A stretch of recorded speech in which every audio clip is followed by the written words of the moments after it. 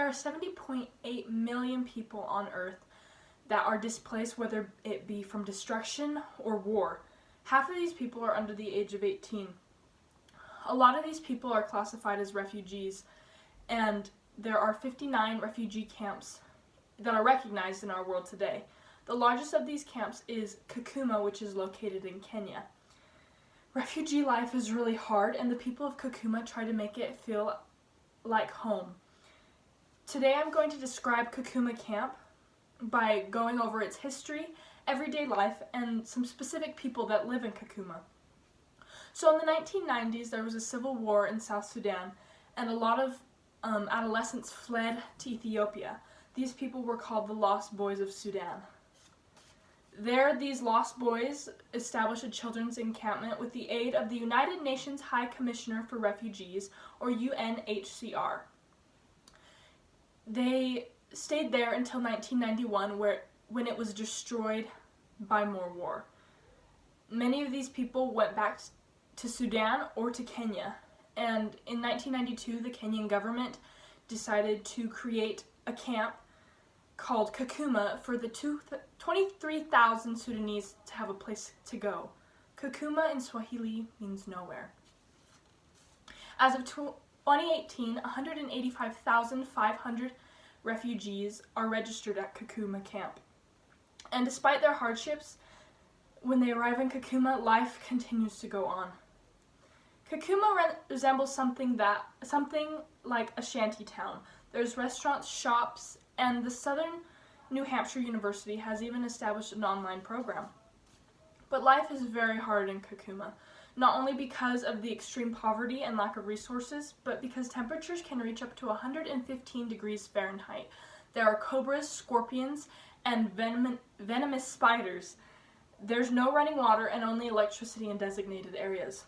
There's also periodic flooding, which causes shelters to fall down and lives that are lost.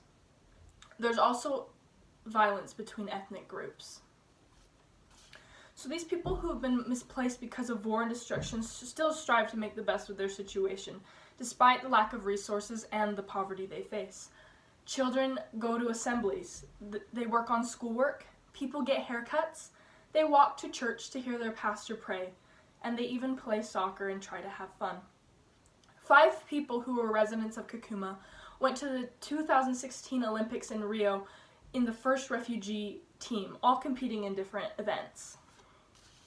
So some may argue that people have resettled in Kakuma, but like you and me, they wish to have a stable life and to have a place they call home, and Kakuma is not home for them. Innocent, a chemist, before coming to Kakuma, went onto YouTube during his free time and learned how to mix different chemicals together in order to find ways to make better soaps. Now he's a major wholesaler in Kakuma, the only one, and he employs 18 people. Innocent, a different man, has created a system for solar energy and that creates 24/7 wireless internet so people can study for school and do countless of other things. As you can tell from the visual, the system that he's created is with things that he has just found. The antenna is made out of sticks, and the solar energy system is made out of car batteries and different electronic parts. Tenda is an artist. He arrived in the camp in 2013. He fled from the Southern Sudanese war with his brother. They ran for 3 months till they reached the Kenyan border. People like Innocent, and Tenda are abundant in these camps. They try to make this place home. Since 1992, Kakuma has been a place for refuge for many.